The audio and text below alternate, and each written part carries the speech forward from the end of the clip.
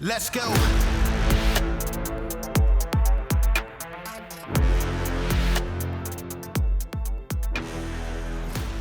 Welcome to Citizen. We got a very special guest today, Sean Lake.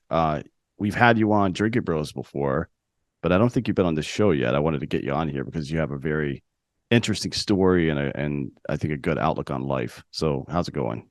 It's going good. Thanks for having me. And yep, I got to roll in kind of famously late for my time slot on Drinking Bros, which I definitely learned a lesson about how to record and get in your window there, right on the post midterm. So there was definitely some fun conversations we had there. And you and I actually, it's funny enough, we met back in 2017. So this is the third time we've gotten to have a recorded conversation and catch up.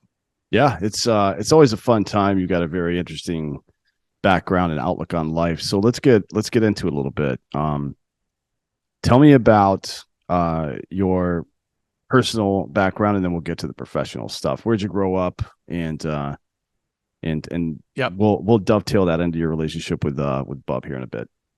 yeah, absolutely. So, you ever seen the TV show Wicked Tuna? Yeah, that sounds familiar. So it's a little fishing town in Gloucester, Massachusetts. Some people know that Sebastian Younger book, The Perfect Storm. It was also a pretty big movie about, I don't know, 25 years ago. Anyways, I am from Gloucester, Massachusetts. So I was born in Gloucester, lived there as a young kid. My dad was in the fishing industry. My mom was an economist and kind of an eclectic little fishing village that those were my stomping grounds. And then when I was 10, my parents divorced and I moved to Winchester, Massachusetts, which is just outside of Boston, like a stone's throw away. And those are kind of the formative years, like, I don't know, fifth grade through high school. That's where I learned everything I needed to know about skateboarding and punk rock music and sideways sports and hacky sacking and all the fun stuff to kind of, I guess, go against the grain, if you will, of everything that was going on around me. And that led me to attempt going to college, dropping out immediately to pursue the dream of becoming a professional snowboarder. So, snowboarding, this is actually, I should probably set the stage. I'm 51. So we're talking about life in the 80s here. Dropped out of college my freshman year in 1989, 90, and moved up to Snowbird, Utah with my best buddy from high school, my older brother. Basically a couple of Winchester transplants that decided that they all wanted to, mess around in the mountains for a year and see what would happen. And I was pretty hell bent on snowboarding. I had, grew up in the mountains of New England, Vermont, New Hampshire, stuff like that. And the marriage of skateboarding in high school and skiing just kind of led to snowboarding, which was in its infancy. So, much to the horror of my parents, dropped out of college. And my dad gave me the famous ditch digger speech. Literally, he's like, oh, that's what you want to do with your life, huh? Huh. All right. Well, you're a failure. And that lit a fire under me to prove him wrong and succeed at snowboarding, which I have to think was kind of his secret intent behind that. And then my mom just kind of looked at me and said, well, I'm absolutely wasting my money on you going to college with like a 2.5 GPA. So yeah, go get it out of your system and figure it out. So I moved out to Utah with my best buddy from high school, a guy named Glenn Doherty, my older brother, Guy Lake, and we were just teenagers trying to figure out what it's like to live in the mountains. So we rented a little apartment in Midvale, Utah, went up to Snowbird, which is a pretty big, famous ski resort that Glenn used to go to in high school. I'd never heard of it before. But he was like, yeah, there's this place my dad took me to a couple of times. I think it'd be awesome. We all got jobs up in the mountains there, and that started the journey. I was just hell bent to get better at snowboarding, and that's all I really cared about. College was rear view window for a good while. And I set my sights on just chucking myself down a mountain and seeing what came of it. What do you think it was about the snowboarding specifically? Because it's most young A-type dudes are looking for some kind of Hemingway moment, some kind of I guess combination of mental and physical challenges that somehow represent like a journey to find who you are as a human being, but also almost like a rite of passage to becoming a real adult. You know what I mean? What do you think it was Yeah. about snowboarding specifically? Because it does have a combination of a lot of things, as you mentioned, like survival in the elements, and then athletic competition and things like that. And obviously, you know, your brother and your best friend were doing it. So, but what, from your perspective, what was it exactly about that that made you into it? Yeah, it's interesting. So I joke around here a lot about how badly I sucked at team sports as a kid. Probably, my parents were getting a divorce. I wasn't focused, like a lot of upheaval, that maybe I can pin it on, or maybe I just am not that coordinated with a ball in hand. Certainly that argument's been made at the little league coaching circles. So I just sucked at basketball. I just didn't, I wasn't good at baseball. But I always had that drive in me, and I always wanted to be good at doing whatever it was that I was doing. So my parents were big on individual sports. They were tennis players, they were runners, and I just kind of had that model of watching them be very competitive growing up. And I didn't really think about it at the time. It was just what my parents did. They played tennis, and I was a little kid, so I sat on the side of the court and I had to make myself do stuff. But there was one thing I noticed is that they were willing to bleed to beat each other. And that just kind of like, it's in the air. Hmm. And I was breathing that air. So when Wait, high school came you're talking around, about your parents, I'm talking about my parents. This is at a young age. And then when right? I sucked at those team sports, I kind of got drawn into swimming. I got drawn into track. I got drawn into doing something. And I wasn't the best at it, but I liked it. What I found that I had kind of a little predisposition for was skiing and snowboarding. Like I just naturally moved down the mountain. It felt really natural to me. I still ski to this day, but snowboarding was this like ultimate marriage of an individual test of getting down the mountain. This was also really early stage. Like snowboarding was very rudimentary back then. Um, and culturally, it really spoke to me because I was a teenager. I had that kind of like fiery teen angst thing of like, well, I can't play football or I suck at it. So I'm going to go do this punk rock thing, which is skateboarding and then snowboarding. So I was definitely fueled culturally, but the drive that I picked up as a kid was the one that made me want to do it better. So dropping out of college to me made the most sense. Like, Sure, I yeah. don't need college. I need snowboarding. I need to prove to my dad that I am better than a ditch digger. I need to prove to myself that I can climb this mountain and get down it. And I had that excitement. So, a Hemingway moment would be, what are you made of? How do you test what you're made Right. of? Yeah, And it's that's an interesting thought because in team sports, it's like you go through series of practices and familiarizations with each other and stuff like that. And it can be difficult to gauge how much progress you're making because it's not just your effort that's being gauged, it's a lot of different people's effort, right? So yeah, it's almost like in a individual sport you see more immediate results from your effort. Like when you're hurtling down the mountain, you know whether or not you got what you were trying to get right. yeah, Otherwise, you're on your face and ass the whole time, right?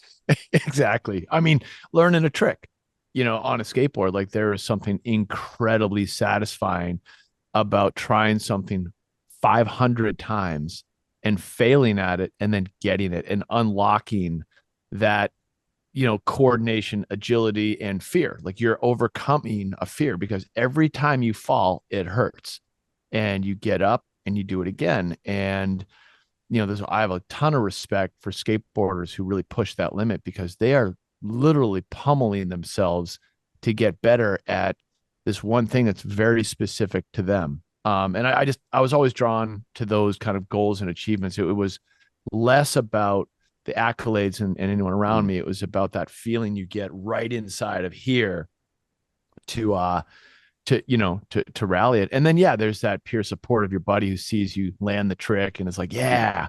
And there's a little fire inside of you that makes you want to go to the next level. and that Yeah, that's level doesn't really have a ceiling. right. I mean, there's always something new, right? If you compare like the 90s X Games to the stuff that's happening now, it looks like two different sports. It's Yeah. things advance so quickly. I always really enjoyed that.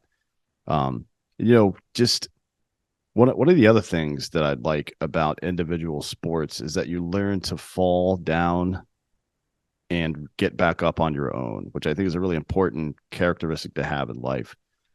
Now, when it comes to skateboarding and snowboarding, quite literally how to fall down, right? And I think that's I've been watching these guys in the NFL this year, especially getting hit and falling to the ground and getting concussed, and they get tackled and they fall down like rag dolls, right? Like they don't know how to gracefully hit the ground and not suffer serious injury. Like a skateboarder, if you watch a professional skateboarder, yeah, they get injured sometimes, but more likely than not, when they miss a trick and fall down, they roll the right way or they fall the right way where they're not going to get super hurt. But NFL players haven't seemed to fit. Like I watch Tua Tagovailoa from Miami. Every time that dude gets tackled, he's stiff as a board and just falls right back on the back of his head. And Yeah. just a little bit of jujitsu or skateboarding or something like that as a kid would have probably prevented a lot of this stuff. Yeah. Honestly, gymnastics, jujitsu, like those, like how to roll, how to use your body, just body awareness. Those things go a long way. It was one of the biggest like kind of regrets I had in snowboarding was that because jujitsu wasn't a thing back then. Was gymnastics. I was like, man, I really missed a window there because I had friends that had done gymnastics and their body awareness was like, way advanced. So I just had to learn it. But that's the thing. Like once you fall and like you break a bone, you don't want to fall like that again, but you're not going to give up the sport. So you got to learn how to fall better. So yeah, you're absolutely right. Like you're not going to fall. Like I always love that with my kids. I'm watching them now get on a pair of skis and they're like, I didn't fall. And I'm all quick to remind them like, hey man, every time you fall, you're learning.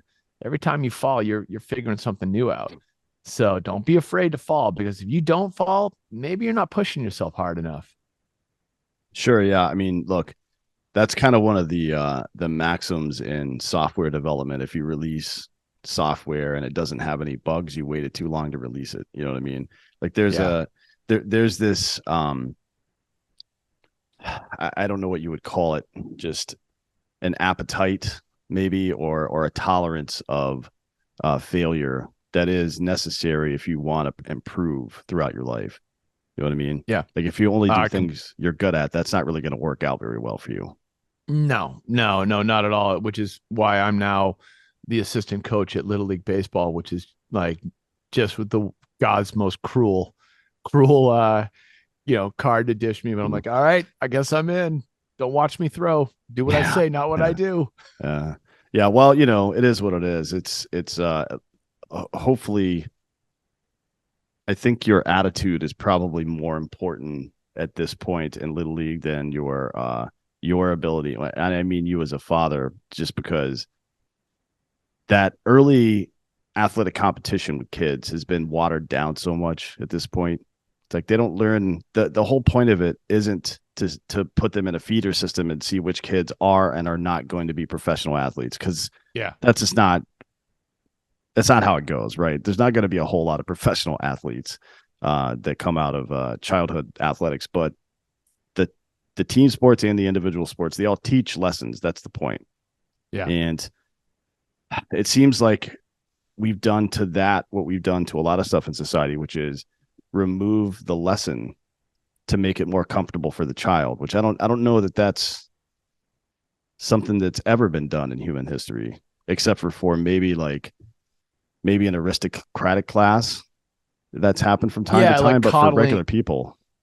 Yeah, maybe coddling at the most upper echelons of society, and like, look where that got them. Diminishing ranks over time. So I'm going to go ahead and say, I want the bumps and bruises, and it's something I always got to remind my wife too. I'm like, hey, good, he fell down. All right, good, got a scrape, and he'll do it better next time. And, in the team sports setting, like, I do not have an alpha athlete kid, but I've got a really enthusiastic kid who wants to play with his friends. Right. So there's going to be some lessons unlocked there, and we're watching it. I mean, the parent crew that I'm with is definitely, they are aware of that watered down, but they're aware of that everyone gets a trophy, and we're definitely trying to, like, we get where the kind of like rules of the league are, but how do we keep ours special? How do we like push our kids a little bit harder, show a little pride in what they're doing, be teammates, support each other, like just these lessons that are going to be ingrained in them, hopefully for, decades to come. So it is interesting. And I mean, and going back to snowboarding, it's an individual sport, but there is a community inside of it that I also was really drawn to. There is the idea of like, you guys are doing something together that's different, and you're defining something new. That was a pretty special, I guess, moment in time to be a part of. So I think snowboarding in the 90s, kind of like X Game in the 90s, like you were inventing something. It was the first time. It hadn't been refined to where it is today. Like I look at the sport today and it's next level. Yeah, it's crazy. Yeah. Especially the big jump part. That's the one. Like I watch all sorts of athletic competition, and I have been to war, literally. And one of the things that really, where I'm like, where I just pause for a second, like, oh shit, is the big jump. I swear to God, every time I watch that, I'm like, how are these people alive? Every now and again, there's an accident, but that one is incredibly difficult to do and very dangerous. So yeah, this sport is almost unrecognizable from what it was back then when I first started. Yeah, I think one of the biggest challenges is to make it relatable at that kind of junior level, so that people are willing to get started with it, and like keep it aspirational, and definitely like that's something I'm enjoying seeing skiing do a lot right now. Is skiing has definitely kind of pulled it back to get people onboarded and make them feel real comfortable doing it, get them in there, and then be like, but look what you can do. Yeah, and just push into the future. So it's fun stuff. But like that was a neat kind of unscripted chapter to go through in my 20s, was to try and climb the ranks in snowboarding and make a career out of it, make a job out of it, pay the rent. And I didn't have great goals with it other than I wanted the experience. I didn't have like a map and a plan of like, I'm going to go to college for 4 years, and then I'm going to get my first job, and I'm going to make X amount of money, and this is where I want to be when I'm 30. I never ever mapped my life like that. What I did was very much live for those moments, and the future goal was it was just built around snowboarding. It was built around the experience, and I was like, hey, if I could pay my rent doing this, yes. They were smaller micro goals, and it worked out. I got some early endorsements, and when you get your first free snowboard, it's a big moment. Like it's a magical moment. Like, holy shit, I just got a free snowboard. And then, the outerwear and the goggles. And then someone says, hey, here's some travel budget. Go somewhere. You're like, wait, what? I can travel and snowboarding is going to pay for me to have an experience. And it kind of built on itself. And there was a couple good years in there where snowboarding paid for college. Snowboarding helped buy my first house. Snowboarding, like it paid the bills. And that was pretty sweet. Now, at the exact same time, my brother gave up on that dream.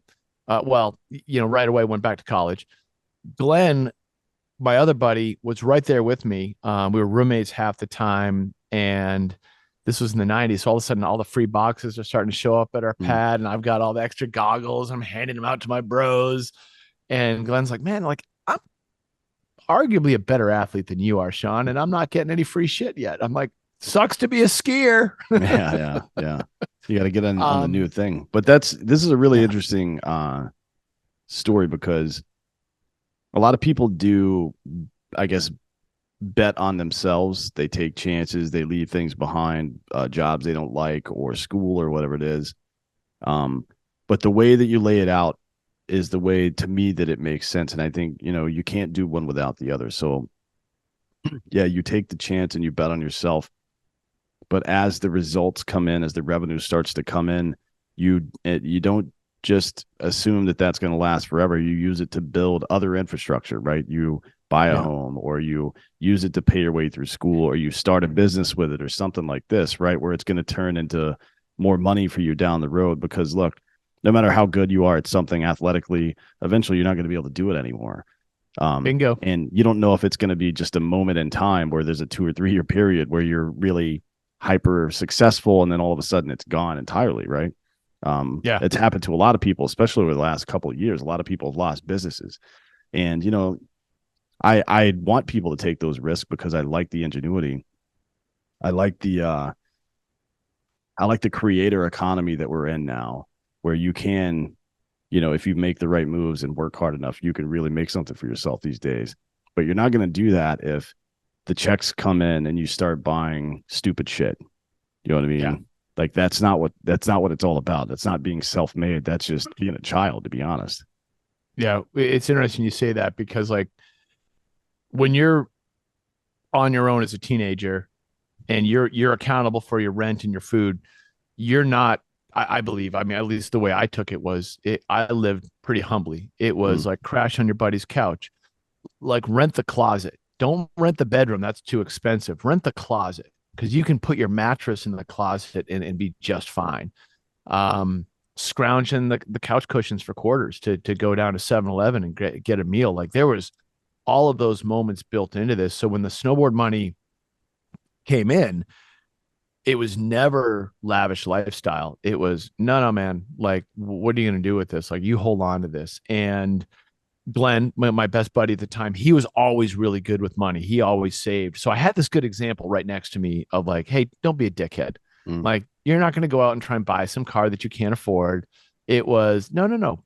Buy a responsible vehicle and make it work. And so the flashiness was just never there. It was never a part of the program, which is great because I've carried that through. Like once you've done that Sure, for almost a decade, even when you have started to make more money, that just means you got more opportunity to sure. save and invest and do something else with it. So that's always been kind of built into it, And part for of me, that, a anyways. big part of that is, especially in the younger years, is not giving a shit what other people think. Not that you genuinely don't care at all what they think, but prioritizing the goal, the effort, the optimization, the organization over the I guess the outward appearance, right? Yeah, Because you can't spend pride. yeah, That you can't buy anything with your pride. So, I think that's a big problem for a lot of people that are starting out early.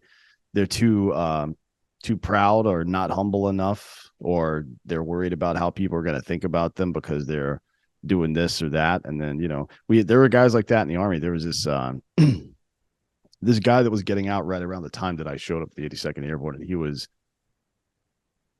what, like, for his entire military career, everybody thought he was kind of a goofy weirdo, um, because he never did anything, he never spent any of his money. But when he got out of the army after 4 years as a specialist and had $85,000 in the bank, while everybody else had debt, right? They were yeah. like, "Oh, that was really smart of him." It's like, yeah, it was really smart of him. That's a really good idea. But at the time, he had to put up with people talking shit. And Oh sometimes you're going yeah, to have to put up with people talking shit. That's just the way it goes. yeah. It's funny because in snowboarding, it's no different. There was definitely that element to it, but like and I'll be the first one to say it, I wasn't the most talented snowboarder. I had to put in a way more work than a lot of other guys. Like there were guys that could strap a board on their feet. Like the ones I mentioned had gymnastics backgrounds and they were just dancing down the hill. I had to work really hard to be able to do that. So with me in snowboarding, like part of the reason I got to where I got wasn't because I was the best snowboarder, but it was because I was willing to put some work in. And I realize that now that, yeah, like I showed up for the photo shoots at 5 o'clock in the morning, or like I was there to do the work when it wasn't that much fun. But if you do it, hey, you're reliable. If you're reliable, they're going to want you back if you're willing to do the work. And you just have to not give a fuck what everyone else is saying. Like snowboarding was punk rock in the 90s. So, like, there was a certain element in it that was like, guys got by on personality and Mm. like they could be super talented and then just be kind of assholes. And that like built their persona or whatever. And I never had that. I just did me, which was more based on like, I just really want to ride more. Yeah. And it carried me through, which is great. I look back at it now and I'm like, yeah, today you couldn't get away with that shit anymore. You got to No, show yeah. up and do the work. Yeah, for sure. Yeah. But you know, I mean, you learned the lessons though, and you took those into the business world and have been pretty successful. Tell me about some of your business ventures. Well, not Bubs yet. We'll get to that later, but tell me some of your other business adventures. Yeah, so like when I was turning 25, Glenn, he split. He decided that skiing wasn't going to work. He went and joined the Navy. And Mm, you know that. We'll probably talk about that a little bit, but mm, for me, that same moment of inflection of like what am I going to do?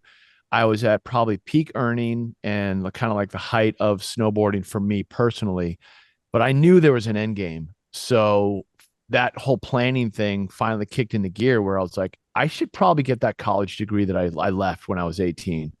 So I went back to college. mm, And by the time I was 29, turning 30, I recognized like the writings on the wall. So I called every one of my sponsors in the fall of whatever it was, 2001, 2002, fall of 2001, I think.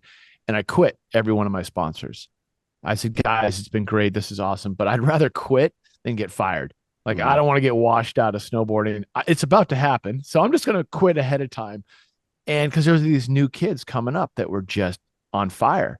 And I got my degree and I was ready for what's next. So the plan was I got a degree in political science. I was going to go to the State Department, take the mm. civil service exam, and go become a State Department operative. I wanted to travel the world. That was still part of the goal in all of this was life experience.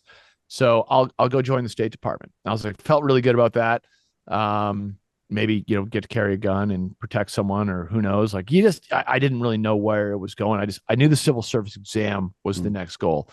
So it's January of 2002, and I get a phone call from one of my old teammates in snowboarding, and he's like, "Hey, Burton Snowboards needs a new team manager." And I was like, yeah, I got a plan. And he's like, "No, you don't understand. Like, this could be an amazing job. You're going to travel the world. Like, it's snowboarding, and you're going to be like running the team." Mm-hmm. And I was like, I don't know. Well, I believe in a lot of things. If you present yourself correctly, good things will happen. So, in part of this was I just didn't give a fuck because I was going to go and join the State Department. I applied for the job. I said, sure. You know what? I got time to kill. I can't take the exam for like 6 months. Mm-hmm. So I apply for the job and I get granted an interview. And then the interview flies me to San Diego, where I live now in Encinitas. And I go and meet with like the team director and marketing people at Burton. And they start describing the job to me. And they're like, well, what would you do in this? And I started rattling off everything that I hated about my snowboard career: product that didn't show up on Mm-hmm. time, team managers that didn't book flights, all that shit. I'm like, well, I'd fix all those things. And they're like, you're hired. Yeah. And all of a sudden, I was like, well, okay, how much does this job pay? It paid like 5 times more than I was making. And it paid way more than the State Department was going to pay me, in 6 months. And I'm like, Mm-hmm. oh, man. So I did a little soul searching. I said, okay, well, fuck it. What, like, who am I going to manage? They're like, well, you're going to work with Sean White. Okay, he lives in Carlsbad. He's 16 years old. So I literally moved to San Diego and I posted up with Sean White for a year and took him around all the major competitions. And it was like grad school for marketing and business working at Burton. I wasn't there very long, but man, learned a ton. Sean's a great kid. Um, Despite all the shit that you can kind of hear about, I was like, Mm-hmm. he's a great kid. Like, and he is determined and hell bent on winning, and that's awesome. And then I rolled into working with the X Games after that. So And that was a fun this stint. is peak Sean White and peak X Games time, Yeah. and Yep. maybe So I guess peak Burton time as well. kind of. I mean, those were great years to Mm. be a part of that. So that was I worked for X Games like was it like 04, 05. And then I did a short stint with Tony Hawk and I managed one of his skate park tours. And that was, like, I don't know, 4 or 5 month gig. And it was awesome. I mean, you talk about a well-oiled machine. So we're talking about skateboarders who effectively is like herding kittens to try and get them to go and do anything. But Tony is this patriarch of the sport. So when he invites you to go on one of his tours, you show up. And it was Mm-hmm. my job to make sure that everyone got from point A to point B every single time. And we did this big North American tour around. It was crazy. And right on the back end of it, I get shoulder tapped by a guy named Ken Block, who recently passed away, Hmm. who is the co-founder of DC Shoes. And he asked me to come in and lead his marketing department. So sports marketing for everything but skate at DC. And I'm like, oh my God, like talk about a crazy opportunity that I have full imposter syndrome, at the time. Like, I don't deserve this. But Ken trusted me with his snowboard, his BMX, moto program, and he was just getting this new sport called rally off the ground. So I went there for I think I was there for 6 years, right through almost 2011. And I shaped the whole snowboard program at DC. We launched a whole head to toe program.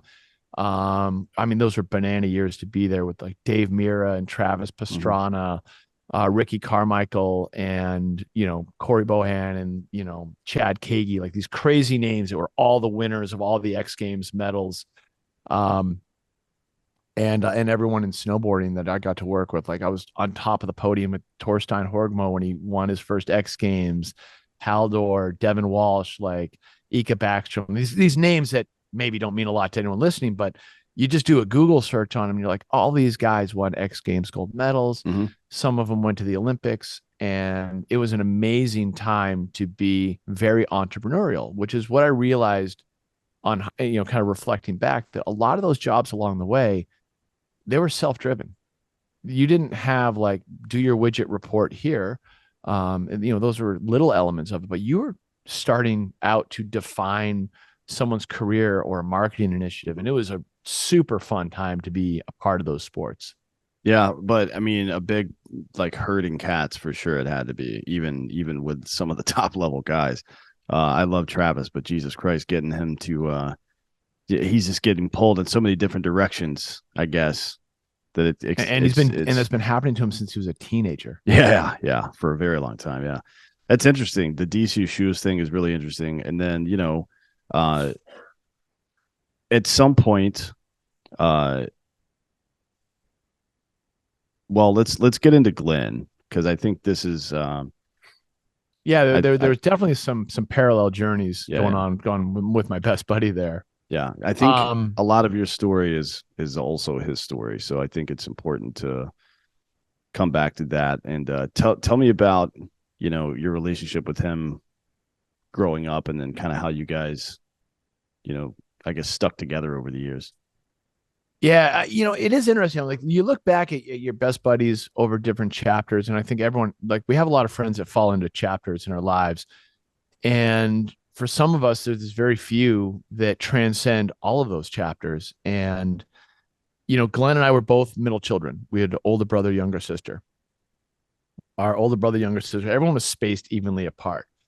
Um, so we kind of had that middle kid thing. Like, you're not really seen as much, and you're probably going to be the black sheep, and you're probably Mm-hmm. going to make rebellious decisions. And we both fit that mold to a T. So as 13 to 15-year-old kids, we were just like, I see you. Let's go fuck shit up on the side. And then let's hope we don't get caught, but we actually really want our parents to notice us, or, whatever the hell that's all about. Um, so when we took off to college, Glenn was a year older than me, and we kind of regrouped after my freshman year. The move to Snowbird was this like hatching of an evil plan. It was like, how do we win life? How do we do this for us? And we were wired to think that way. And, Glenn, to set the stage, Glenn was this larger than life personality. I've said that before. Like, he walks into a room, lights it up. He walks into a room, people get excited about being around him, and he Mm-hmm. tells stories that are about 30% real, 70% fabrication, and you're hooked on every word. Um, he slept with half the women in the room, Mm-hmm. guaranteed. And you're surprised because some of them weren't attractive, but he made sure they felt attractive. Um, and he just had that charisma. So he and I were, we just clicked. And this guy goes and tours with the Grateful Dead one summer with my brother. Like, I think I was 17, he was 18, because again, he was a year older than me. And then he comes back and he's like, I want to be a river raft guide. Like, all these crazy jobs that just fed into this very eclectic adventure seeking lifestyle that we both strove for. So when he took off, that one summer we regrouped and it was like, what's next? And it was like, let's drop out of college. And he's like, well, let's move to Snowbird. Like Snowbird's the spot. I'm like, I've never even heard of that place. Utah. What's that? Mhm. And we're just like, yeah, we had this one Mormon girl in high school. We're like, are all the people like that? So, there's no internet. So we're just figuring it out with a rotary dial phone going, let's go to Utah. Um, we move out there and, immediately established this motley crew of eclectic ski bums from all over the world. And Glenn just collected people Mhm. throughout his whole life. He's always collected people. And he saw things in people that maybe they didn't see in themselves. And he just kind of elevated those around him. Like he just kind of leveled you up. And I don't want to pump him up too much because, he's still human, Mhm. but he's not here to defend himself either. So I can talk some shit. But Glenn just, he brought out the best in a ton of people Yeah. and myself included. So Well, we know people going, like that too. Like Jared is like that as well. Just yeah, like for some reason, the way his brain is built, it's like you meet four people and your brain tries to weave those four people into a framework that makes sense. And a byproduct of that is, hey, you guys should get together and talk about this or whatever. Like you see things like that happen a lot with people like that, with people like Jared and Glenn. It's really interesting how it works. yeah, yeah. I love it. And, again, more on reflection now than when we were in real time. So by the time we turned 24, Glenn had been a ranch hand, a river guide, did the whole tour with the Grateful Dead. We painted houses together, like just all this eclectic adventure stuff. And I had made it on the snowboarding path and he hadn't made it as a skier. And again, really talented skier, but wrong time, wrong space in history. Skiing wasn't really taking care of its people the way snowboarding was on this explosive growth. So he goes on a surf trip to Costa Rica. He's 24 years old. He comes back and he's like, Sean, I'm going to swear you to secrecy here. Because remember, we're in ski bum culture. Like Mm. everyone's stoned, everyone's drinking, everyone's, long hair, shaggy. Fuck, my hair is bright purple at the time. And he's like, I met these Navy SEALs down in Costa Rica and I spent some time with them. And they really told me I have what it takes to, like, I should check this out. And I'm like, what? Navy SEALs? Like, isn't there like a VHS movie from Charlie Sheen that we should rent and like do some research on this? Yeah. And literally we rented the movie to watch it or, whatever. We're like, wow. And he's like, yeah, don't tell anyone. Like, don't tell our friends. They won't understand. But if I haven't made it as a pro skier by the time I'm 25, I got 1 year, I'm going to join the Navy. Turns 25, hasn't made it as a pro skier. I drive him to the Navy recruiter in Sandy, Utah. And he walks right on in there, long shaggy hair, signs his contract to join, and a month later he's off to basic. And so this is like 1995, and all of a sudden my best friend went from ski bum, and he's in basic, and then a year later he's going to Buds, and then he's graduating, and I get the phone call from him to make it down to Coronado. And in classic snowboard shaggy fashion, three of our buddies, Chad Z, Marty Weishart, myself, road trip from Utah down to Coronado and roll up onto the grinder for his Buzz graduation about 15 minutes late, like come screeching in the back end of it, walk in there, all heads turned. Glenn's up on stage getting pinned, just shaking his head at us.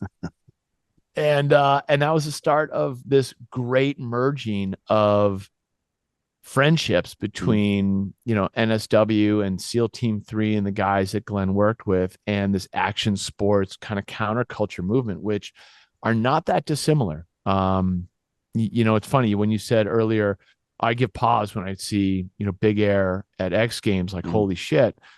There was this phenomenal friendship that developed out of like the culture of sport meeting some crazy military operators, and I wouldn't have guessed it, but these were my friends for the last 20 years.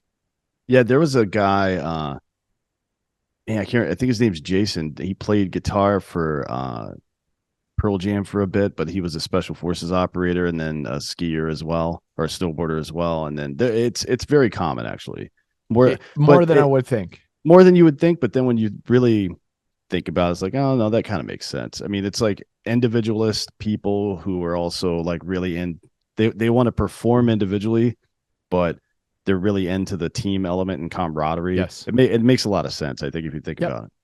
And that was something for Glenn. Like before he joined the Navy, he was like, I want to see what I'm made of. I want to see what's in here. And I was like, hey, that's me in snowboarding. Like, I want to see what I'm made of. I want to test this out. And so Glenn joined. I got stationed on the West Coast. A couple years later, I'm working with Sean White up at, in Encinitas, my best buddies in Coronado. And it was like getting the band back together. So, he had a couple years there where I was still in Utah and he was down here. And then we linked it all back up. And next thing you know, like we're thick as thieves again. Um, it was really neat to be able to do. We had our Winchester chapter, we had our Utah chapter, and a very long San Diego chapter of just my best buddy and really a brother who's in and out of my life. Like, he gets married, I get married, he gets divorced, I get divorced. Like these major life changes are happening, and we're just right there to to be a sounding board, to share, commiserate, to hiss and moan and bitch, and ultimately to just celebrate life. And we had that for a long time. And a lot of people look at their best friends and look at that over time. And it's like, it's very rare that you would get to be, we were roommates when we are 40 years old. We were roommates when we were 20 years old, Right. and a couple of chapters in between.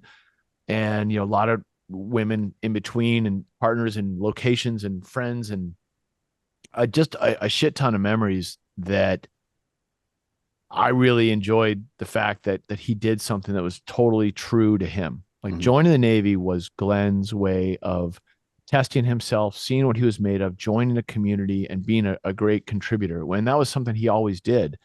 He just, again, he was always leveling up, and that becomes infectious. Like you can't help but have that, hopefully rub off on you. And, Sure. and that was, a huge part of our relationship. So Yeah, and he was that whole thing became, I guess, what defined him as a human being. That like tenacity and refusal to fucking fail or quit is just a big part of who he was. I mean, before his knees were fucked before 9/11, complete reconstruction on both knees, I think, if I'm not mistaken. And he had surgeries on both knees. He went one knee and then the other knee, and he was destroyed. Like he, all the impact years of skiing didn't help, but then all that time and going through buds, and he just got the shit kicked out of him. But 9/11 happens and he stays in anyways, and then not only that, but spends another spends another 5 years there, and then another 7 before he was killed in working for GRS. So I mean, it's just you're not gonna find a tougher guy out there. And it wasn't toughness just for its own sake. You know what I mean? It was always about, like, people have seen the movie and read the book and read the stories and all that stuff, but he didn't have to be there. Right. No. When you look at 13 hours, if you look at the Benghazi chapter, there's elements of that are just Glenn to a fucking T. And who he was as a human. So he served 10 years in the Navy. He got his knees rebuilt. He was going to get out. He didn't. Instead, he's like, I'm going to run an Ironman in the middle of my time in the Navy. Like, those are the kind of things that he would pull off. And then he does. And then his knees are like, they're back. So he's like, well, I got to test them. So let's go. Multiple combat deployments. And then he transitions out, and this is important. Like, it was the first time in Glenn's life he didn't know exactly what he wanted to do next. So he's like, I'm going to get my college degree. Gets out of the Navy. First thing he does is he rips out his bachelor's degree, and he does it down in San Diego, and he's doing it while, like, he's got to make some money. He starts deploying, and he's doing private security. And then he ends up very quickly falling in with GRS and contracting directly for the CIA. And that was his gig for 6-7 years. And the whole time he's gone for 3 months, he's home for 3 months, gone for 4, back for 2. Like, it was this constant cycle. I mean, that's where he got to know Evan Hafer. And of course, like, meeting the whole crew of of operators like, Ray Cash Care. Like they didn't serve together in the Navy as much as they contracted together and worked overseas together. And like this amazing network of awesome humans who are changing the game in the private sector. And those were all just his buddies. That's just who he ran with. And that's like, again, it shows the crowd. But, when Benghazi rolled around, at this point, he's 42 years old. He's turning 43. His body is arguably shattered. We're CrossFit, like we're in this CrossFit crew together, kicking the shit out of each other. And we're just like, man, when does the free HGH start to pour in? Because this is getting rough. And he heads over to Tripoli on his last deployment in September of 2012. And at that point, he had kind of solved the what's next. He's like, I'm going to go to PA school, physician's assistant school at the University of Utah. I've got it all planned out. This is my last deployment. I've saved a couple $100,000. Like, I'm going to take this money and I'm going to go and do the next thing. I had met Heather, who was going to become my wife, and she was moving into the house. Glenn was going there, and I was like, hey man, I'm probably going to move out in a couple months too. Like we'll figure all this stuff out in the future, but like divergent paths. And it was awesome because Glenn had figured that thing out. He's like, I know what I'm going to do next. And it took him years to get there. And I don't think that's uncommon when you're transitioning out of a highly skilled job. What to do next doesn't always fall into place, whether it's entrepreneurial or, whatever the thing is. Like you don't always know what that's going to be. But he finally unlocked that, goes to Tripoli, and then 9/11 happens. The 9/11 of 2012, the terror attacks in Benghazi. So Glenn's in Tripoli, and his buddy Tyrone Woods is down in Benghazi. And, like they did some onboarding together in GRS, and he's like, my teammates are down there. All my people are down there. My friends are down there. And he was moving mountains to get through the red tape and the bullshit to get from Tripoli down to Benghazi. One of the best stories I heard about this exchange is, I'll tell it now, but it was, kind of off the record, was Glenn started calling his bank to see if he could get his bank, because of the time change, to wire over like $40,000-$50,000 to rent the plane that they didn't have permission to use so that he could hop on the plane and fly to Benghazi. And he'd assembled, like there was a team of people that were ready to go, but they didn't have a fucking plane. So he was trying to get his own plane. Like that's Glenn to a T. His bosses at the CIA eventually mustered up a plane, and Glenn flies, 2.5, 3 hours from Tripoli to join this fight in the middle of the night down in Benghazi.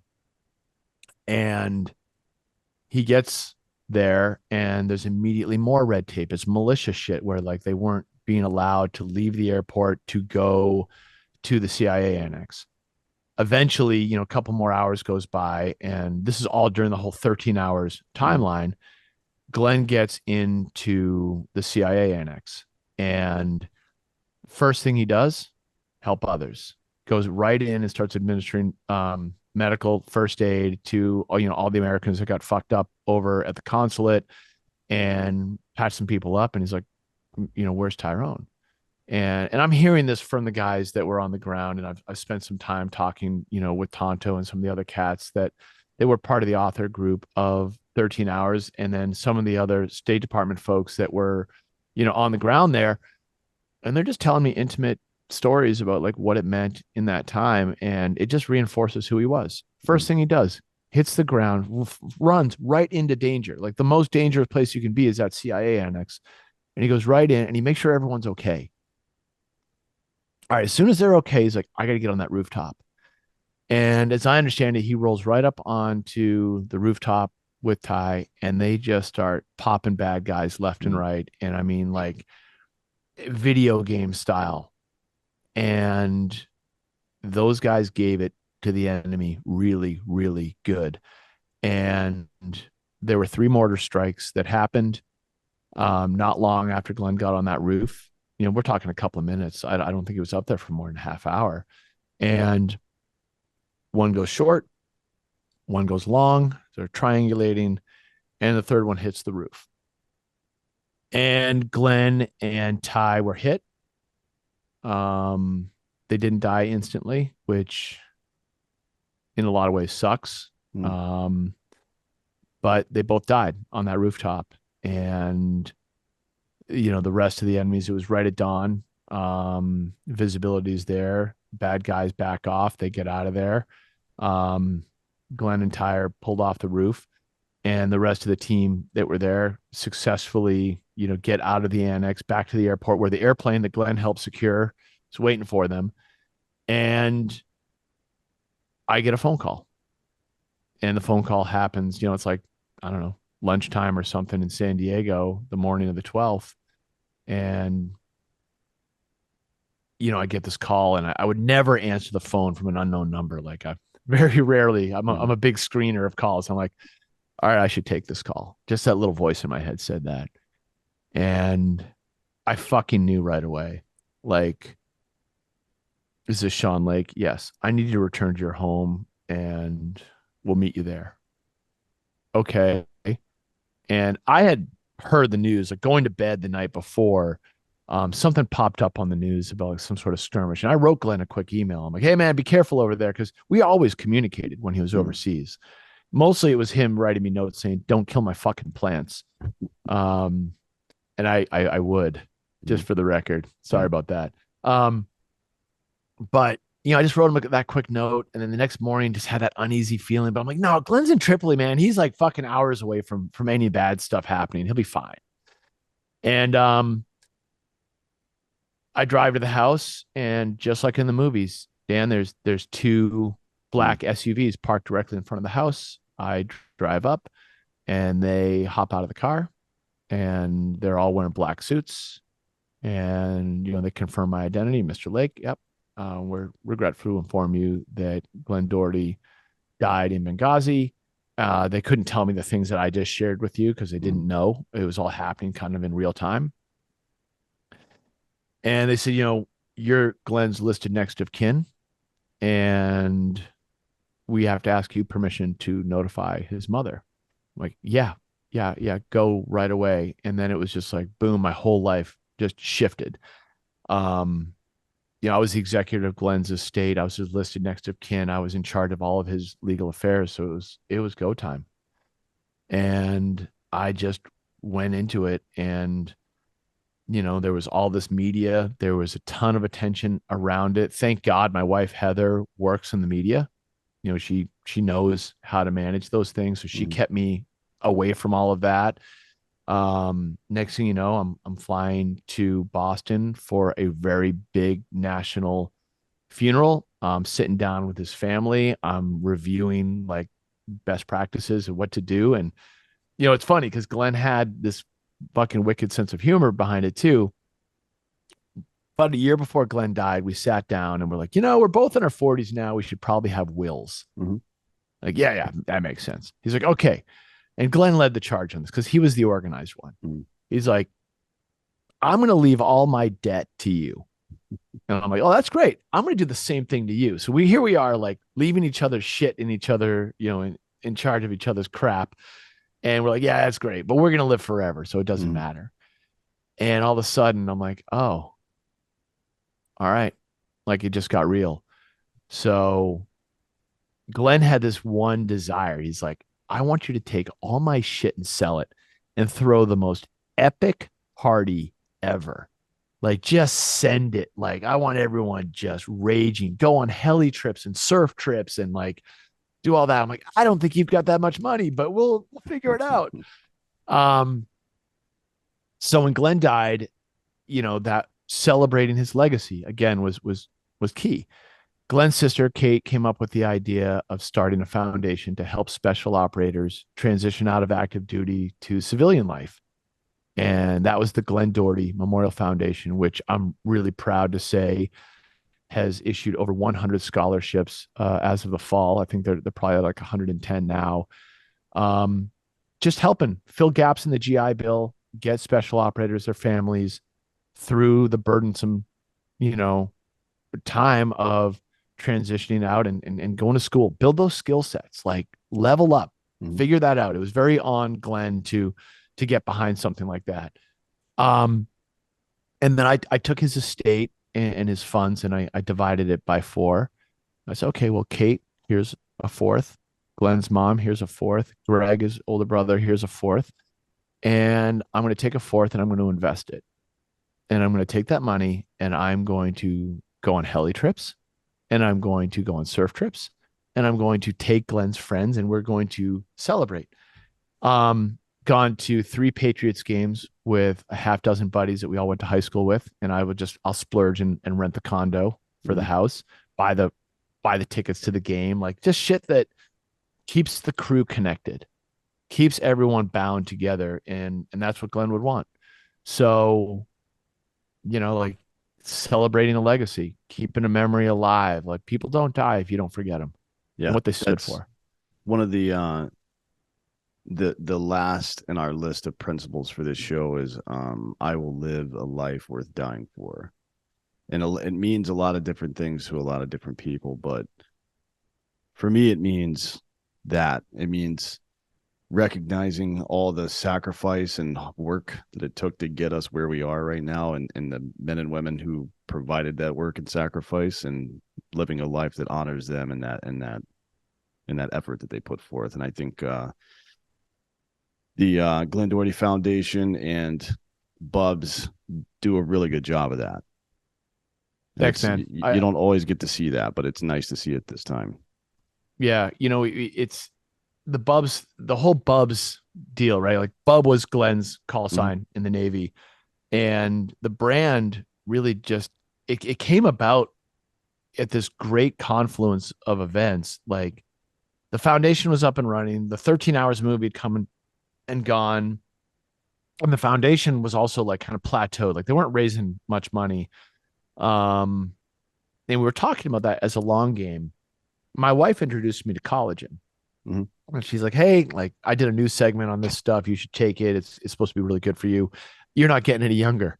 And I was like, "Thanks, dear. All right, let me check this out." And it's straight up fountain of youth shit.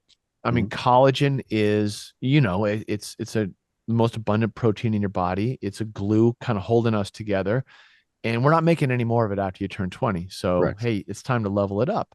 So I start taking it. And just like what it says on the jar, hair, skin, nails, joint health, gut health, muscle recovery, like all the things start happening. And after 2 months of taking this product, like my knees felt like I was 30 years old again. Mhm. Like I felt fucking great. And TJ Ferreira, a buddy of mine who's a longtime e-commerce expert, comes by the house. He sees the jar, and we were pitching a few work projects together. And he's like, "You take that stuff?" I'm like, "It's the best thing ever." I'm like, "I don't know why the whole world is in on collagen." And he's like, "Well, let's start a company." Mhm. And I'm like, "Dude, are you crazy? I got a 1 year old behind me. Like, I'm not starting a company." And he's like, "Well, come on. Like, what do you think? What would it look like?" So you had that conversation that just it sparks you. So he did. And I said, "Well, whatever we do," and we both said this at the exact same time, whatever we do, we got to do something cool for charity. Mhm. And TJ had his approach on charitable giving, and I had mine. Like, I wouldn't want to be a part of a brand that didn't have some sort of extra juice behind it. It just doesn't mean anything to me. Mhm. So I'm like, well, I know I know the cause. Do something cool for charity. It's got to be Glenn's charity. And Glenn's call sign in the Navy was Bub. And this is the kind of product that Glenn would take religiously every day, chasing that fountain of youth. So I took the idea over to Mikey Ritland, your buddy of Mhm. mine, Shane Hyatt, Clint, a couple of the guys that Glenn had worked with in the teams. And I'm like, "Hey, Mhm. does this seem weird? Like, tell me I'm crazy." And they all looked at me and Glenn's family, and everyone said, "Glenn would kick your ass if you don't do this. Like, you have to do this." And that was it, man. Like the journey was started. I figured, if I had a life transition when Glenn died to figure out how to manage an estate and a legacy, now I had to figure out a business. Mhm. I'd always worked in marketing, but now I had to write the whole business plan. I had to be a part of the entire thing. Like, how much does it cost? Where do you source it from? How do you make this thing real? Mhm. Um, And yeah, 5 years later, a social experiment to see if people cared about giving to a charitable cause has turned into a really, really fun tribe of people that want to have life adventures and take care of themselves. And we're right in the thick of it. Yeah, and it's a good way to do good work and also memorialize Glenn and what he was all about. I look, I've used your products longer than you guys have been a sponsor of us, but you are a sponsor of us, which is also nice. But yeah, it's they're great. The MCT oil powder is uh I can't live without it. If you're out there and you're taking any kind of supplements and you're not taking MCT oil with them, then you're actually not absorbing any of it. So No. just so you know, there's a German study from 2011, I think, that points all this out. It's if there aren't the right kind of lipids Yeah. bonding to those vitamins that are going into your body, you're just pissing and shitting them out. It's fucking pointless. Yeah. You know what I mean? MCT is so important for Yeah. that. It's the reason why like all your CBD products are bound in MCT oil. Yeah. Like you want it to work. And yeah, you need that carrier. Vehicle. So it's do your own research on this stuff. We've talked about it on Drinking Bros before. Now we're talking about it here. I mean, the best thing you can be for other people is there for them and have the ability to do what they need you to do. And you can't do that if you're all fucked up mentally and physically, right? So take care of yourself and, live your life in a way that honors the sacrifice that people have made for you to be where you are today. Look, Sean, I really appreciate you coming on today. This is always a great conversation to have, and I really do appreciate you sharing all this stuff with our audience.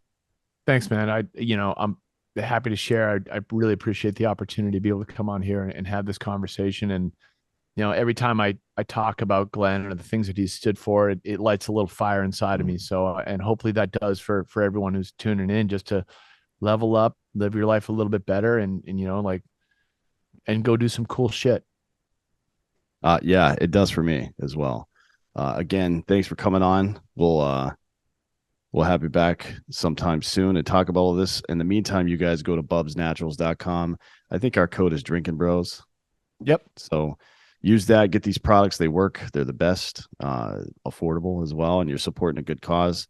Again, thanks for coming on today. We really appreciate it and appreciate all of you for watching and listening. This has been Citizen.